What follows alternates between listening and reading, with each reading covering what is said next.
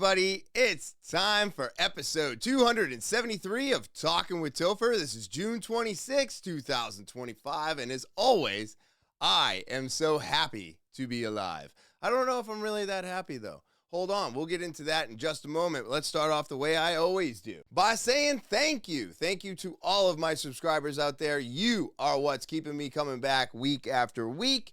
If you're new, remember to subscribe to the channel, all right? And then you want your opportunity to be a guest or tell your story? Well, you guys send an email over to the official email of the podcast, talkinwithtopher@gmail.com. Send an audio, video, or type it out. Linktree link, it's in the description below the video, along with all of the links discussed in this podcast today. All right, now with all that out of the way, how is everybody doing out there? It's so good to be back again. I did say that I was feeling a little sad. I think we all try to put on this fake face of we're making it, we're okay, things are good. But I will tell you, things are not always good, man. We are not always happy. I've been thinking about my dog, Barry. It's crazy, man. You know, you're going through life, you're doing your thing, and all of a sudden, memories hit you, right? They just smack you in the face, and you're like, man, why is it still so painful, you know? And then you think about all the years and all the thing, and you're just like, wow, all right. I hate feelings. That's where I'm at. I absolutely hate feelings. I don't like feeling angry. I have to fight that one. I don't like feeling sad. I have to fight that one. I do enjoy being happy, but sometimes, you know, happiness gets us carried away, and then we get excited and something goes wrong. So, I mean, why do we have all of these feelings? Why are there so many? The confusion, the depression, the upsetness, the feeling left out. I mean, there is like 1,000,001 different types of feelings that we have. And I have to say, I don't like them. I don't like them. I'm not a fan. I don't like remembering things and feeling sad. Or remembering well, I guess I do like remembering things and feeling happy. Maybe it's all the negative emotions that I don't like. That's what it is. I don't like negative emotions. And sadness, depression, anger, and all those things, envy, jealousy. I wish there was a way to delete those so you didn't feel them anymore. I think we all need to have empathy for others. Otherwise, we probably all kill each other without even thinking twice. I think that is a possibility, men and women equally. You know what I mean? So, I mean, there's certain emotions we should have. There's definitely emotions that I enjoy, but I do have to say the emotions that I enjoy the least are all the ones that upset everybody else around me. So, but yeah, I was dealing with that this morning, and you know, thinking about, you know, coming up in September. I'm getting excited for my 9 years. I can't believe it's only 3 months away. This is crazy, bro, how fast time has been going. And I know we talk about it all the time. We're like, oh my God, it's flying by so quickly. But it really is. It's June 26th, everybody. I mean, we are 5 days in the summer. And it's just crazy that we're here already. You know, it will be, you know, here soon, and it's just wild to me. Wild how fast everything goes and how much I don't like dealing with emotion. And we're going to do Topher's theories, Topher's topics. We're going to have some fun on this episode, and I just want to let everybody know that Lana is doing great. The puppy training is doing okay. And check this gem out.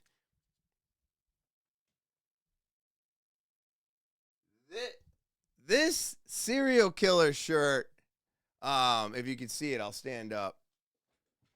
But this thing here has been sitting in my closet for a very, very long time. I bought this shirt when I was 22 and working at Headlines. And I've got a whole bunch of them. And I was just so excited because this one has never even been worn. So I was saving them because I wanted to get t-shirt frames. And I wanted to frame all these, and I wanted to put them all over, the computer room / podcast room now. And they are in an airtight, one of those bags that you vacuum out the air in. And, man, what a trip down memory lane, Just flipping through all these shirts, I'm like, oh, my God. And guess what? None of them have seen camera.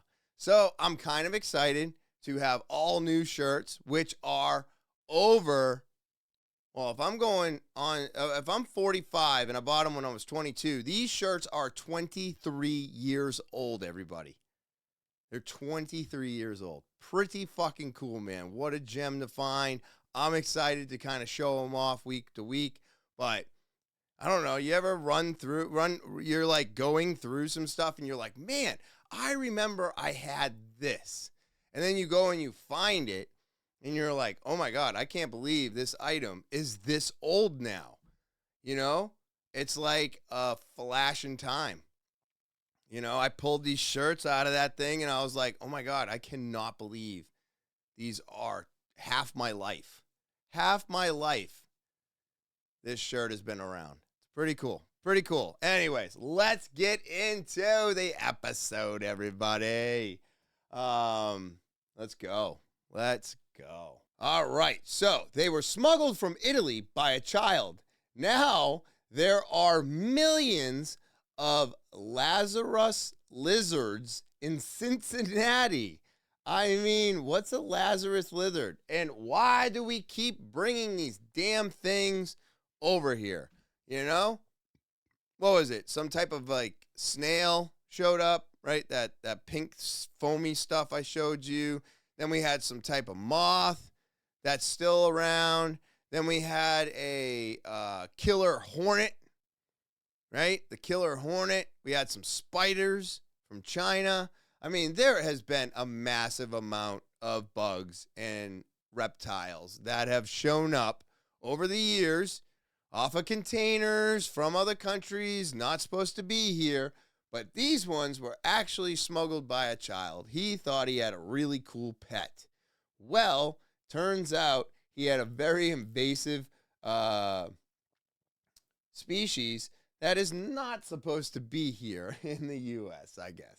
So, here, let's check this out. That time of year again when lizards may be popping out on your porch. The Lasiurus lizards are not native to Cincinnati. In fact, they were smuggled here from Italy by a young boy. I remember seeing this story on social media, actually. WLWT News 5's Rachel Whalen learned how the reptiles have made home in the Midwest and the important research that's being done on them.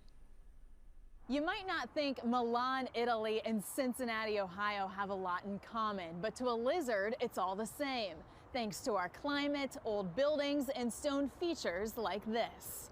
In PB tube, put 60 microliters on. My mom now likes to tease me that I do the same thing for my job now that I did when I was 9 years old. Like an adventure. Eric Gangloff and his students from Ohio Wesleyan University explore our Cincinnati parks for one thing, to catch lizards. Got it. I think they're the cutest things ever. I have a tattoo of them, the bones of the lizard. Boop. To avoid hurting these scaly creatures, they use fishing poles with a loop on the end, and these special sacks. The sacks kind of look like socks. They are women's stockings, yes, size 10 to 12. They're breathable, they're flexible, they're washable. It's pretty funny when I go into like Target or Walmart and fill up a shopping cart with women's stockings and cash out. I almost had one. What's even crazier is the origin story of these lizards. Eric says in the 1950s, the Lasiurus family, who founded Macy's, took a vacation near Milan, Italy. And their young son loved these lizards so much that he put about 10 of them or so in a sock and smuggled them on the airplane back here and released them in his backyard in Cincinnati. And since then, that original 10 has just absolutely exploded.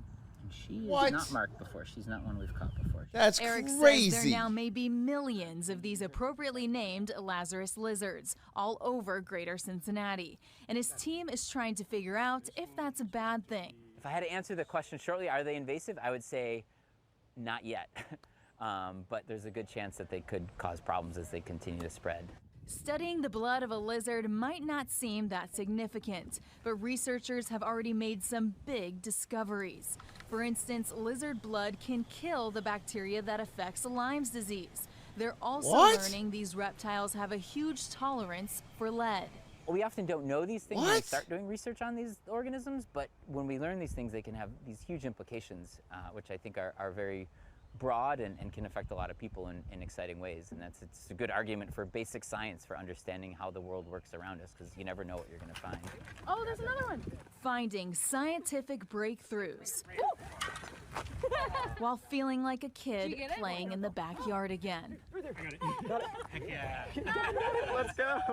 I'm reporting in Alt Park. Rachel Whalen, WLWT News 5. Learning and having a good time while doing it. Whoa.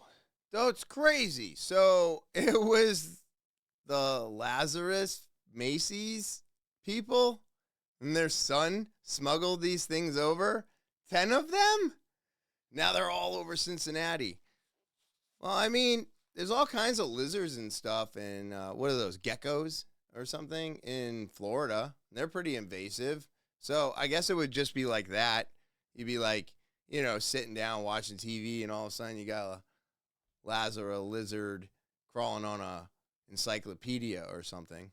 Do they even print those anymore? I don't even know what they print anymore for books.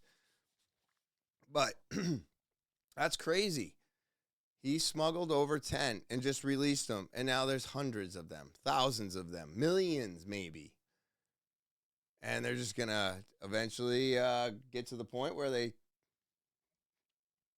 just blow up all around Cincinnati, and then they're just going to spread state to state. But I mean, being resistant to lead and Lyme's disease, I mean, could we actually find a turnaround for the bioweapon that was invented by our government and put into ticks? That would be wild. And we get it from lizards? I mean, that would be so cool, right? We finally find something to combat Lyme's disease. Huh. That in itself might make it worth this lizard being here, you know? And reproducing and becoming invasive. We might be able to scoop them up and cure a lot of Lyme disease. That would be great, man. Lyme disease is horrible. So, wow, that's crazy. Learning so much. U.S. firms humanoid robot to perform welding tasks in South Korea's shipbuilding, everybody. Look, I told you, this is going to be happening everywhere. We are not going to be needed. That's how they're going to get what they're looking for, right? We've been talking about control. You will be happy. You will have nothing. Well, I think the manufacturing of humanoids and the developing of humanoids in the work environment is the way to kick us out of the work environment. Did you see what Amazon's doing? I mean, I think I'm going to talk about it either next week or whatever, but I mean, a glimpse into the future. Humanoids delivering your Amazon packages. It's coming. It's coming. So, self-driving vehicles, humanoids delivering packages, welding, packing the packages. I mean, the robots are starting to do everything. Are you seeing a picture here? Are you seeing a picture? Because I'm seeing the picture. The picture is a world without humans working. I don't know how that works. So what?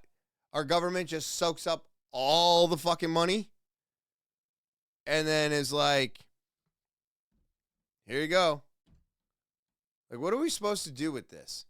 And how do you ever get an upper hand? Or will we all just be stuck where we are forever? I don't know, but this is wild. The robots handle welding, repairs, and inspections in the shipbuilding and energy sectors, facing labor shortages and aging workforces. Yeah, because nobody works with their fucking hands anymore. Look at this thing, dude. It is, well, it's relatively scary looking, isn't it? Now, wouldn't that be fucking something if, like, the rod came out of its face and it just started welding? Like, it in itself, it was like a TIG welder. Houston-based robotics company is set to deliver a humanoid robotic worker to South Korea for shipbuilding tasks in the coming years. Persona AI has partnered with HD Korea Shipbuilding and Offshore Engineering, HD Hyundai Robotics, and manufacturing firm Vizil to develop humanoid robots capable of performing advanced welding tasks in shipyards. Hey, I don't know if anybody knows welding. Man, that shit's dangerous. So it really does make sense that they would be, putting robots in dangerous areas. And that's what they said they were going to do first. But have you been paying attention? It seems like they're just doing it across the board. It doesn't matter if it's dangerous or not. They're just making a robot for it right now. Let's see what this is. Humanoid welding robots are expected to boost productivity while lowering physical strain and safety risks for workers. The prototype is set to be completed by the end of 2026, with field testing and full commercial use planned for 2027. So again, everybody, by the end of the world, right? 2027 is the end. 2030 is the end of the end. I don't know. It's all ending eventually. But that's what they're going to say this is for. It's crazy, right? It's all for safety. Oh, we don't have any people to do the jobs. All right, I'll believe that, because I will have to say I don't think there's anybody out there that says I want to be a welder when I grow up anymore. We're losing mechanics. We're losing plumbers. We're losing so much of our labor force. My nephew, who's 18, is getting into plumbing and HVAC. And I told him he's going to be one of the only ones on the planet left that does that. He's going to have so much work that he's never going to be out of work, because there's going to be nobody doing that shit, So when they make a humanoid or a humanoid army to do HVAC and plumbing, he'll be in trouble. But until then, he's going to kill it. He's going to rake it in. We need more people doing hands-on things, right? Do you know how to do an oil change? Rotate your tires. What can you do with your hands? Can you build something? Can you fix things? No? Well, you better learn. Otherwise, a humanoid will be who will be coming to your house to fix your shit, which is going to be weird. It's going to be a weird day, but it's going to happen. Look, these people are planning on putting these things in to build ships by 26, 27. What? That is 2 years away. A year and a half? Year and a half to a year away? Crazy. Crazy, bro. Oh, here it is. Like I was saying, Amazon's delivery game with real-world San Francisco tests. They're doing it now. Amazon's Humanoid Park in San Francisco will test robots in real-world delivery scenarios using a custom indoor obstacle course. All right, so Amazon is preparing to test humanoid robots for package delivery, aiming to automate the final step of its logistics chain. According to the media report, Amazon is finishing construction of a humanoid park, an indoor obstacle course that is one of its San Francisco offices, where it will soon be testing the robots. In a series of announcements, Amazon also showcased how AI will enhance its stockroom robots, delivering operations and vast warehouse network to accelerate packages deliveries. Last month, Amazon deployed Vulcan, the first robot equipped with the sense of touch, a fulfillment center in Dortmund, Germany. Jesus Christ, it has the sense of touch? What? Wow. All right, so Amazon is reportedly accelerating software development for its humanoid robots with a long-term goal of replacing human delivery personnel, according to the information as reported by the Reuters. Now, here's a small tidbit of information there. They don't like their workers to go to the bathroom. They don't like their workers to do much of anything. So, are we really filling this up with humanoids because of the lack of employees that Amazon has? Or is it the lack of employees that Amazon can acquire because of the simple fact that they treat humans like pieces of shit? Isn't that it, Bezos?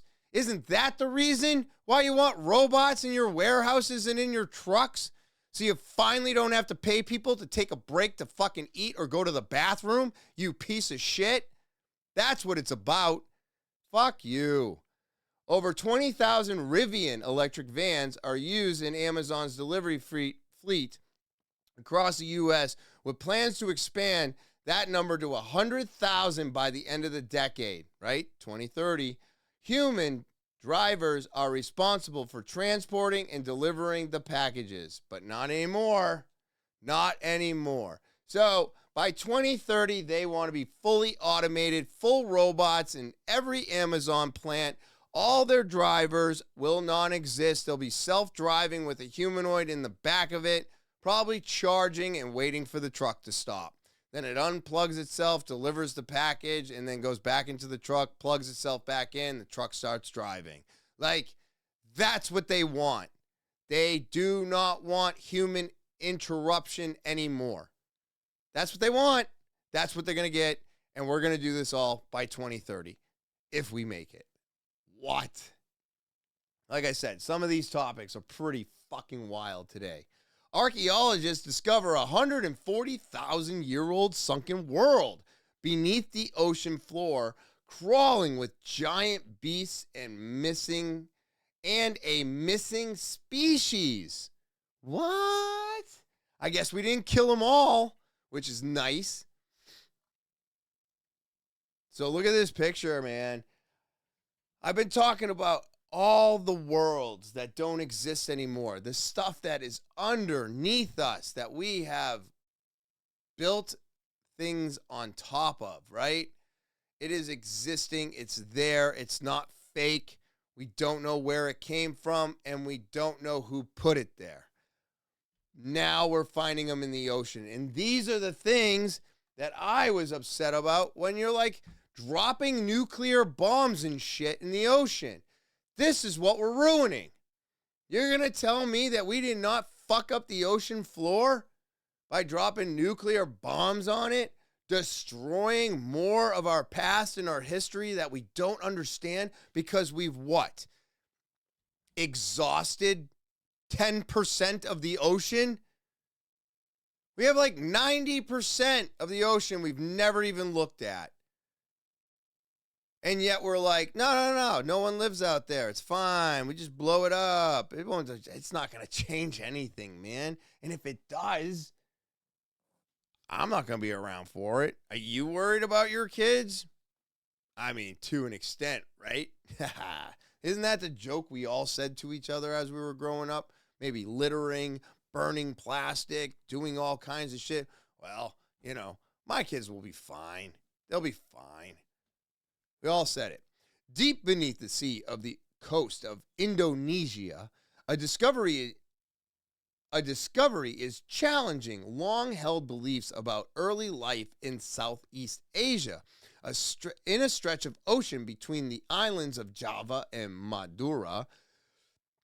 Scientists have uncovered the remnants of what they describe as the first underwater hominin fossil site ever found in the region. What they believe they found is more than a collection of fossils. It may be first physical evidence of prehistoric content known as Sundaland, a landmass that once connected much of Southeast Asia during the Pleistocene epoch. The discovery centers around 2 skull fragments identified as belonging to Homo erectus, an early ancient of modern humans. According to Science Direct, the bones buried for more than 140,000 years beneath layers of silt and sand were recovered from the Madura Strait during marine sand mining operations in 2011. But it wasn't until recently the researchers led by archaeologist Harlan Berghuis from the University of Leiden in the Netherlands confirmed the age of the species of the remains. Wow.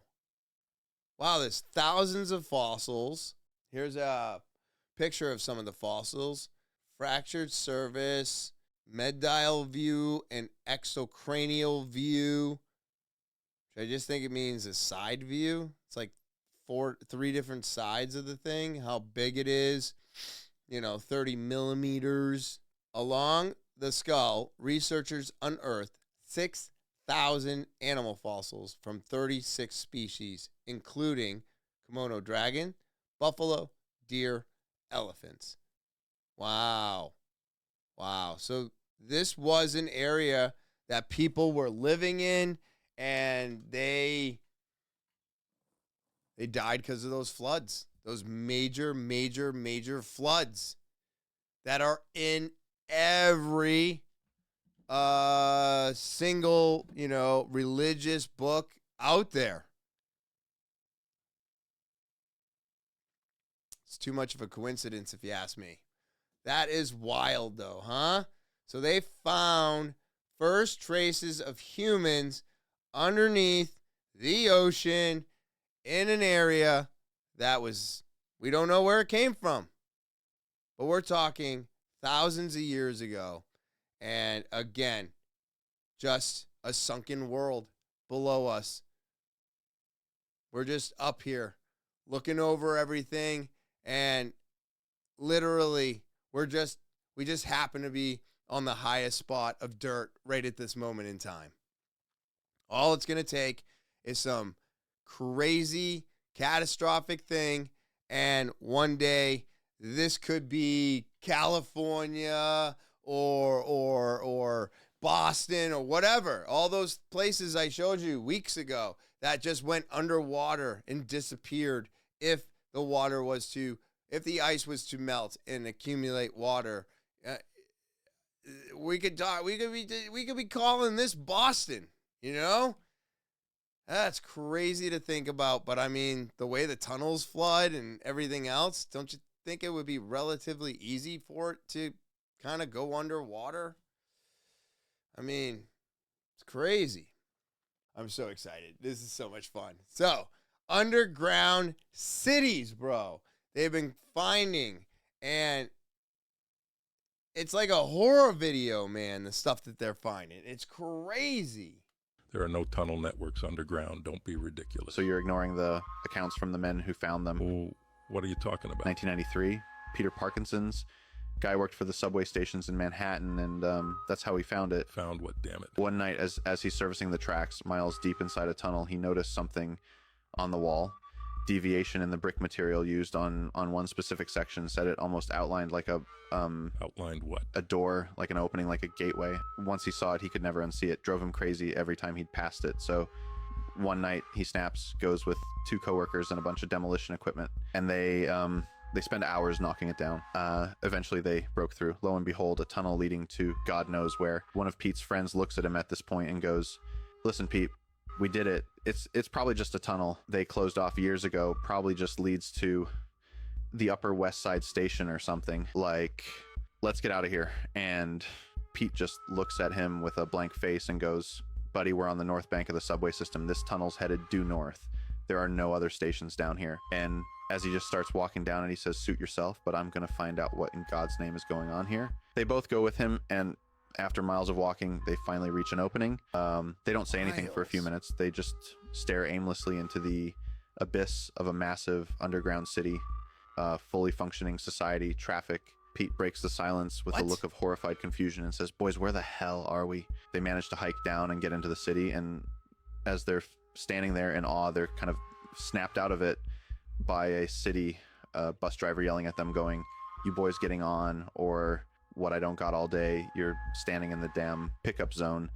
They just kind of look at each other and at a loss of direction. They get on the bus, and the strange part is they said it was just like Manhattan, like the people walking around didn't have some kind of dystopian blank stare. They were like regular city people just living their lives, but as they're sitting on the bus, this almost creepy, wide-eyed old man is kind of staring them down and eventually says to them, out-of-towners. They just freeze up, and the tone in the air just kind of shifts before they can respond. The guy goes, don't worry, I won't tell. Says, it's not down here you need to worry about. It's up there. Peter just says back to him, sir, what do you know about this place? Where the hell are we? Guy just starts eerily laughing uncontrollably. And half an hour later, they're all sitting at a diner uptown. The man says that this place has been around since the 1950s. That when the world had began to succumb to the inevitable deception by secret societies, a subset of highly intellectual and powerful people saw it coming. The founding family of this city, the Vanderleys. Back in the 40s, they owned what is the present-day subway station infrastructure in Manhattan. As the decade went on, tensions between the Vanderleys and fellow elite families were rising.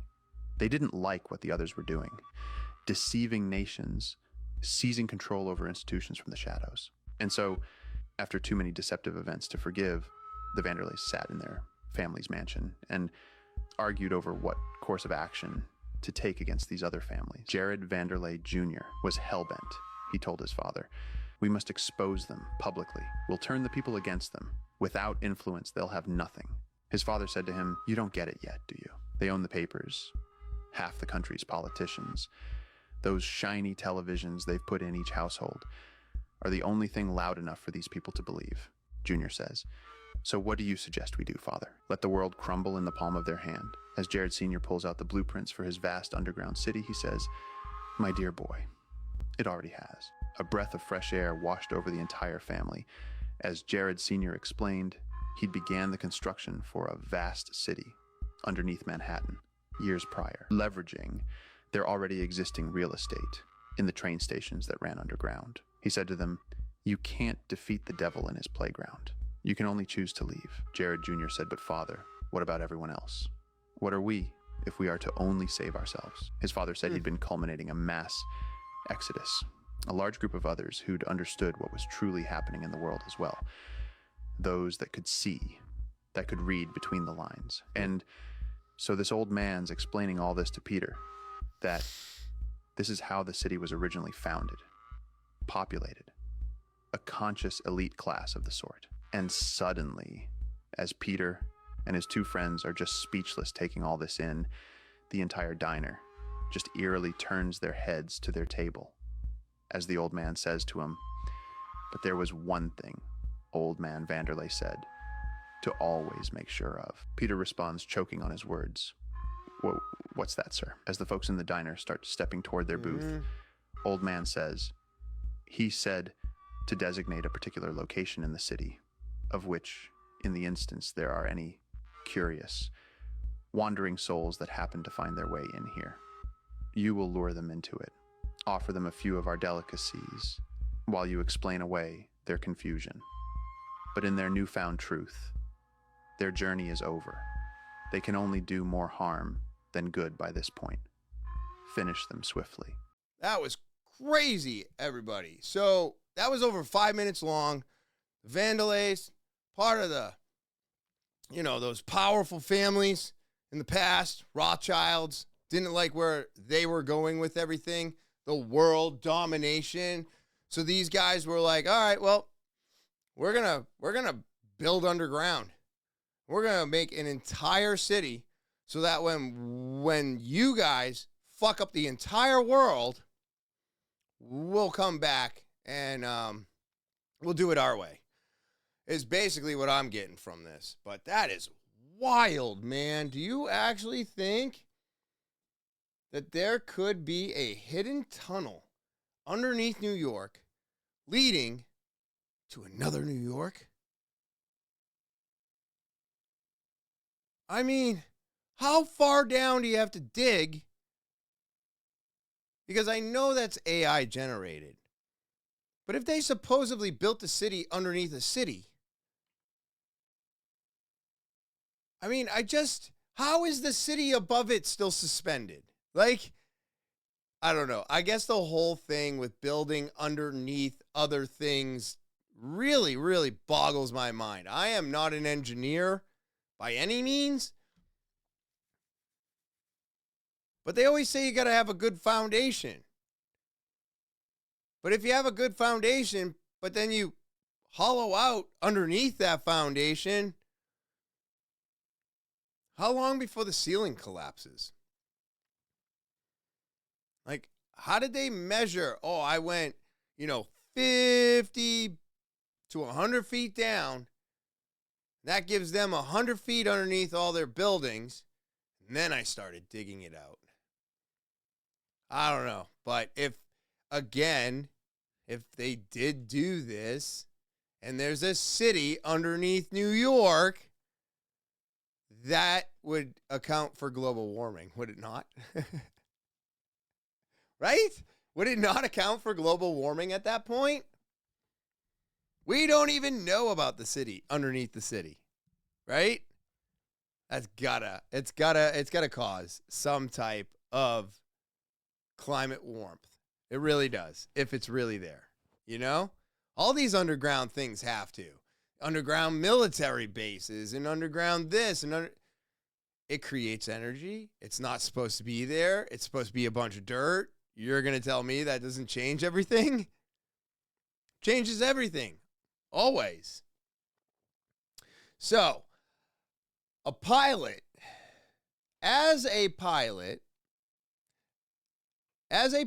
the earth is flat. I keep saying that. Go back to God. NASA is a distraction. We are here for the divine selection. The earlier you understand, you'll understood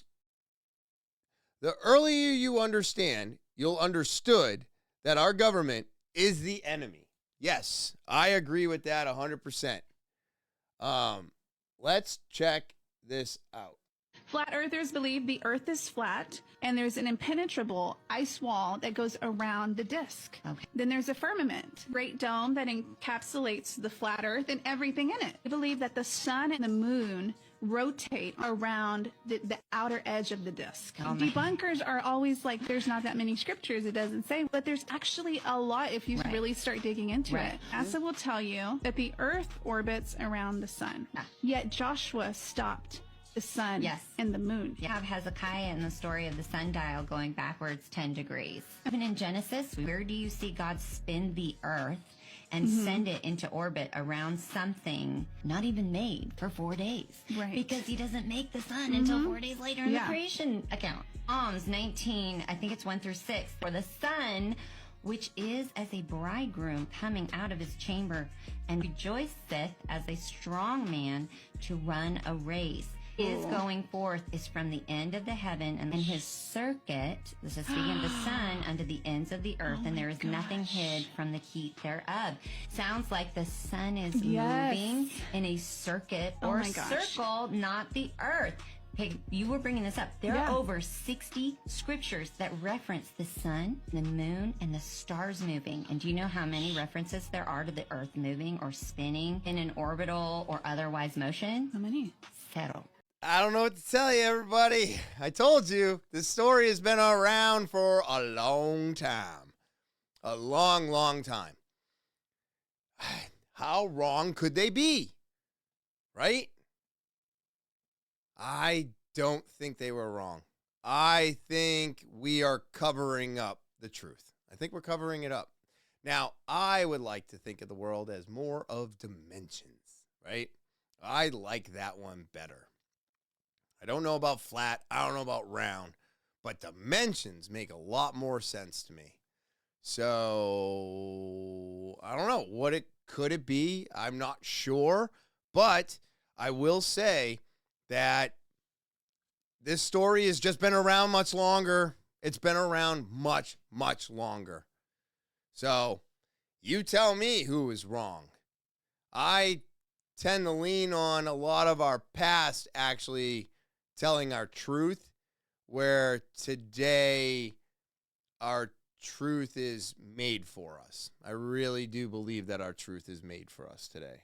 Okay, so the 1988 anomaly. This is super creepy. I don't know, man. This keeps popping up. This Cabbage Patch Kids, these orphans. How close to real is this? I'm not sure. But is it possible that there are a bunch, if not thousands of adults right now with no belly button that were part of the Cabbage Patch Kids back in 1988? Let's find out. Year 1988, a strange phenomenon swept across the globe, one that went unnoticed by the public but caused ripples through the fabric of reality. It was the year humanity faced an unrecorded extinction, and everything we know today is built on the echoes of that lost world. What? A small group of internet theorists, known as the anomaly truthers, believed that in 1988, a catastrophic event erased humanity. This event was so devastating that it caused a reset in the timeline, a glitch that the universe itself scrambled to fix. They claim this is why so many people experience the Mandela effect, because our collective consciousness is trying to reconcile the inconsistencies between pre- and post-1988 realities. The surge in 80s nostalgia isn't just cultural. It's a subconscious effort by those who lived through the anomaly to remember the lost world. This is why new generations, even those born decades later, feel an inexplicable connection to the 80s. They're resonating with the echoes of a past that's imprinted on the human psyche. What if our 80s nostalgia and moments of deja vu are more than whims of the mind, but whispers of a forgotten past?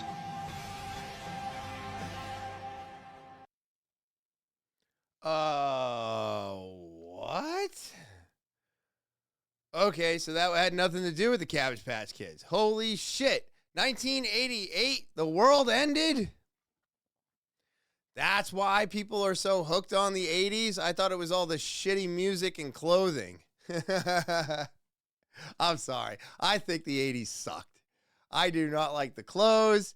I don't care for a lot of the music that came from it. I am not a big, giant 80s fan. I like the 90s. I was a 90s kid. It was way better. But is it possible that everything came to an end in 1988? So who am I? Everything ended when I was 9 years old. Huh. I don't know. Is that possible? Are we trying to make up for a timeline shift? How did the timeline shift? How catastrophic was it? What was it? Did we not stop the Cold War? Or did we have some of the hidden bombs that were hidden all over the place go off? You know? Could we be stuck in a different timeline right now? Everybody wants to say yes. I mean, wouldn't it be fun to know that we're on different timelines and different paths, but you could be yourself somewhere else on a different timeline and you're in a completely different spot? Could we have multiples of ourselves out there doing all different things at different times? And is it possible that I've already done this before? I do not know. This is wild. This is the price Bart Sibrel had to pay for uncovering the moon landing was faked. So this guy exposed the moon landing for being fake. And I do believe this is Candace Owen, which I did not realize how deep into the conspiracy world she is. But man, she talks to a lot of people and uncovers a lot of shit. It's pretty cool. It is pretty cool. One astronaut kicked me. One astronaut threatens to punch me. One astronaut threatens to shoot me. And we even left a hot microphone accidentally in an astronaut's house after he assaulted me. And the camera guy, so, disoriented, he forgets to hit stop recording. So while the astronaut and his son are in their house with the door closed, we're recording the audio by wireless microphone in the back seat of the rental car in the driveway. And they say, word for word, do you want to call the CIA and have them whacked? You want to call the CIA? Have them whacked? So like oh I my said, goodness! Yeah, That so like is crazy! Well, like I said, if I'm some silly person who thinks the moon landings are fake and they really went, why would the CIA be involved? But I have proof that they didn't go. Classified footage and an eyewitness. That's why the CIA is involved. And I go into my book, me being literally kidnapped at the back door of CNN trying to get somebody the tape by the government, drugging me with truth serum, vomiting, telling them everything they wanted to know, escaping, peeing in a cup, taking it to a lab, and the lab was broken into and my urine sample was stolen. All that is in the book. So you're saying that there was more between the CIA and you, aside from them saying, should I have that guy whacked after Buzz Aldrin punched you in the face? Yeah, a lot more. Dude, we don't need to hide this one anymore. We just don't. This is so silly at this point. We did not land on the moon. It was a race to get there, but we didn't get there. We just made it look like we got there. And I mean, to hear these things being said, I'm not surprised. Of course, they want to cover this up. Of course, they need the narrative to go in this direction. It won us the Cold War. Or did we all perish in 1988? I don't know, everybody. But I feel like I'm here today. So let's move on to the next one. So this one here. Is our Statue of Liberty a sign or is it Satan? I don't know. I've seen the Statue of Liberty as a few different things now. One was a man. That one looked pretty real. And could it be Italy playing a prank on us? I don't see why not. I don't think they've ever really liked us. So when when they give us a present, it's not always what it seems, right? And then this symbolism between Satan and the Statue of Liberty is just very interesting to me. When someone gives us a present, even though they tell us it is something, could it be something else, or could it be symbolizing something else? I think that could also be true. Like I talked about the Qatar plane that was given to Trump. And I don't know if they ever accepted it, but if they did, I hope they're going through that thing with such a fine-tooth comb. Because, I mean, I don't want anybody to, kill the president, because that makes us look weak as a country. And then, we're susceptible to things. But accepting a present from another country today seems like a crazy move. How can we trust them? And how do we trust Italy to not give us something that means something else? I don't know. Let's see how the Statue of Liberty resembles Lucifer. So now we're doing a close-up of the Statue of Liberty. We're looking at the spikes on the crown statue of Lucifer. There he is. Lucifer's painting. There he is. Side by side, they look almost identical in shape and form. Now we're going to do Satan summoning his legion painting date, 1796, 1797, Statue of Liberty date, 1886, 100 years later. There you go, 7 spikes on the crown, same as Lucifer. Lucifer's wearing a shackle and a chain, so is the Statue of Liberty. Who made the Statue of Liberty? Charging Bull. Freesome Frederick Austin something. Is the Statue of Liberty a Mason? Installed by the Freemasons. Plaque of cornerstone and Statue of Liberty. Oh, the cornerstones. Look at the symbolization. The apple, the stick. Where is the Statue of Liberty located? It's located in New York City, which is the Big Apple, right? That was the apple on the, look, apple and staff. There are some symbolizations that are the same, right? You have the Lucifer statue with the staff and the apple and the shackle and the chain. And then you have the Statue of Liberty, who's located in the Big Apple with a shackle and chain. Is it possible that any of this is actually linked, or was the Statue of Liberty showing that it broke free from where it was trapped and the shackle? That's why the shackle was broken, right, from the ball. There's no ball on that chain anymore. So is it a symbolism for breaking free from where we used to be, or is it a symbol of what we are, and we're actually just the den of the devil, right? I don't know. It is possible. I mean, have they not said that the Big Apple is the devil's playground? Has that not been said before? I think it has. So if New York is the devil's playground and the Statue of Liberty is a symbolization of the devil or Satan himself, isn't that just a landmark? Right? It's a landmark. It's a landmark of Satan's den. And he's in charge of it. And we all just succumb to his evil. Maybe that's what it is. I don't know, man. A lot of this stuff is beyond me, all right? It's beyond me because I have a hard time believing in this stuff. It's fun to talk about, but do I actually think, I mean, seeing that it was made by the Freemasons has me thinking that some of this could be true, you know?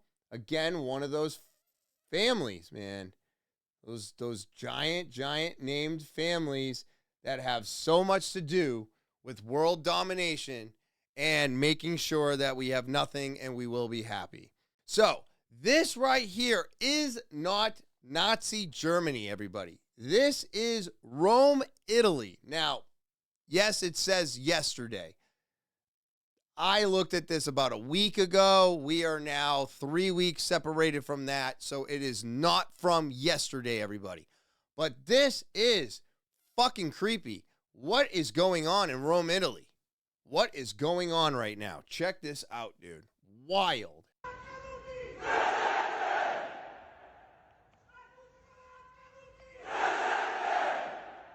Okay, next caption is hundreds give fascist salute at neo-fascist event. This is a neo-fascist event, everybody. I mean, that's absolutely crazy. What are we talking about? Is this real? So, I mean, are they... Is there a major fascist uprising in Rome, Italy right now? Like, I just don't understand what's going on. Are we looking at the next regime? You know, the next uprising?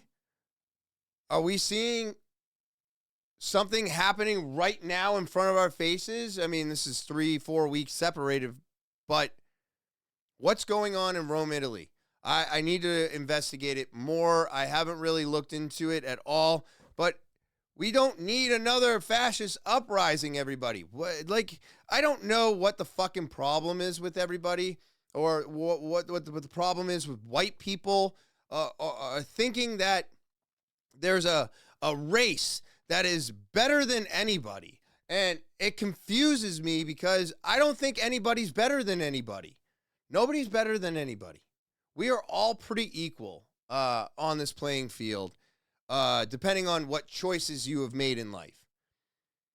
But why is there always a group or somebody that thinks that one thing is better than the other, and if you don't believe in what I believe in, then you're done? I feel like this just happens way too often now. Way too often, where you keep running into this story, and the overall body of the story is we are better than you. And if you don't join us, then you're against us. And if you're against us, then we just get rid of you. And we just keep repeating it over and over and over again, you know? So it really does have me worried, like, what is going on? And why is this happening today? Because we should know that, like, we're not any better. We're not any better. There is no skin tone that is better than the next one. There's no color hair or eyes that are better than the next one. It's just whatever you got genetically. Why does that have to be held against us? You know? So, I don't know. I see stuff like this and I get worried because we don't need another Nazi incident. We don't need another uprising of trying to take over the world. We don't need this. Nobody needs to control the world. We all just need to live in it. And I think maybe if we could ever figure that out, we'd probably be doing a little bit better. I don't know. Maybe. So, water holds memory, everybody. It's crazy. It's crazy. Have you seen this? I think this is so cool. So cool. Check this out.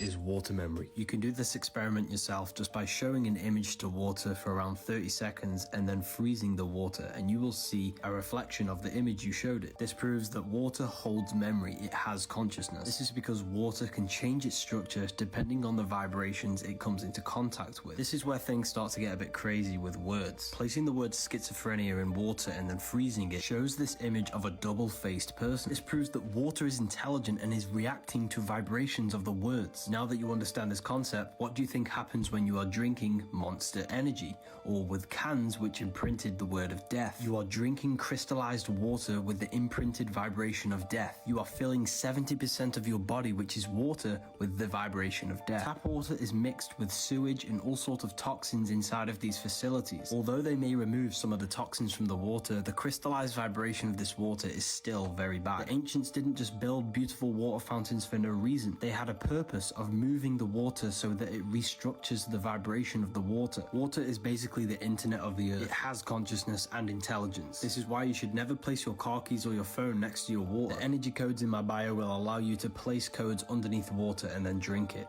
Whoa! I mean, if that is true, that's wild, everybody. Now, I think I need to find some water and freeze it and see if it works. We don't have time for that today. You should do that on your own at home, you know, take a glass of water or something. And I don't know. He had like a Petri dish. I don't have any of those left. Maybe I do. I might have a few left, when I used to, you know, play with, spores and stuff. But I might have one of those Petris left in my, basement. I'll have to go grab one and, check this out because it is very intriguing to see this, but to not do it myself. I know it has that chance of disbelief, right? But I mean, if water does have a memory and tap water is poisonous and the memory is still there, but it's obstructed. Oh, man, that's crazy. So that means that they knew the energy that water had, and they moved it throughout the city. So not only were they accumulating natural energy from the earth, but they knew that the water had energy too, and they utilized that. So I think that's where we have lost ourselves as a civilization today, is we depend on ourselves to get all of these things accomplished instead of utilizing the actual energy that we have surrounding us that is provided to us by our planet or plane or dimension. I don't know what the fuck we're on anymore. Who cares? It's here. We don't utilize it properly, and we're killing ourselves and the planet very, very slowly. But in the grand scheme of everything, seems to be moving quite rapidly today. Crazy, dude. Crazy. Water has memory, everybody. What? That's wild. That is wild. What a wonderful world we live in today with so much going on. Hidden tunnels under the ground, hidden cities. Maybe we all died back in 1988, but who knows? Because, hey, water's got a memory and I don't. So I just want to say, you know, as always, thank you to all of my subscribers out there. You are what keeps me coming back week after week. Hey, you stopping by? You checking it out? You gotta hit that subscribe button, everybody, all right? That's the most important thing you can do for me, and it's free for you. And then, of course, if you want your opportunity to be a guest or tell your story, talkinwithtopher@gmail.com. It's the official email of the podcast. Send an audio, video, or type it out. The Linktree link is in the description below the video, along with all of today's links. So go check it out. Hey, show water a picture and then freeze it. You tell me what it does. All right, send it in. talkinwithtopher@gmail.com. And of course, I hope everybody out there enjoys the rest of their Thursday. I hope you have an amazing rest of your weekend. And as always, I will talk to you later.